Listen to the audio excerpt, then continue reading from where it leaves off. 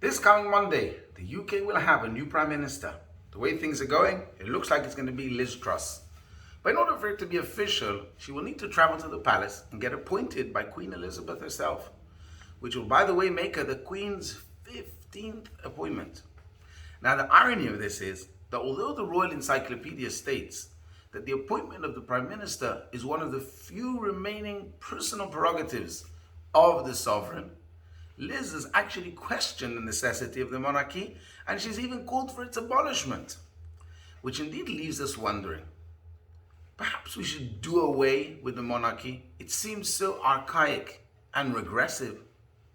However, in this week's Parashat Shoftim, we are commanded, Som tasim alecha melech, you shall set a king over you. So there must be some value in the Torah's eternal command to set a king over ourselves. Hasidic thought teaches that Judaism rejects the absolute control that is often associated with royalty. This is by no means the purpose of the monarchy. Rather, the commandment of appointing a king serves as a reminder of Hashem's authority. You see, when it comes to charting the course of our spiritual journey, we can easily fall in the trap of hubris. If we allow ourselves to arrive at conclusions solely on our own perception and understanding, we will ultimately allow our personal biases to govern our decision-making, which may not necessarily be the right thing. The appointment of a king, therefore, who has a high authority, reminds us to surrender ourselves to a mentor, a role model that can help us make the right decisions.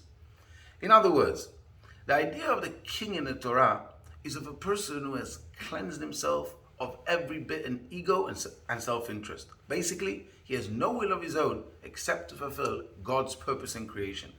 Therefore, by subduing ourselves to such a king, we're not serving the will of a particular person, but the will of the Almighty. The role of a king, therefore, is to teach his people and give them the inspiration and guidance to fulfill their mission and purpose in life. This is why in Judaism, on the one hand, the Jewish king has power and authority, but at the same time, he's under greater regulations than the average citizen. He has to own not one, but 2 Torah scrolls. He had to have absolute humility, and he had to be extra pious, all in order for him to serve a role model of Kabbalatol, of being subservient to a high authority. Like King David, for example, whose both sides of the royalty were symbolized by the sword and the violin, his victorious defense, and his spiritual leadership of the nation. So now we begin the very special month of Elul, which serves as the preparation period for the high holidays. Our rabbis say in Elul, the king is in the field, meaning God comes out to us here in the lower world, and he makes it easy for us to be close to him. So we need to seize the opportunity, taking it upon ourselves to do true teshuvah and to accept the authority of Hashem in a real and tangible way, which in return will secure us with a sweet and happy new year. Wishing you Shabbat Shalom.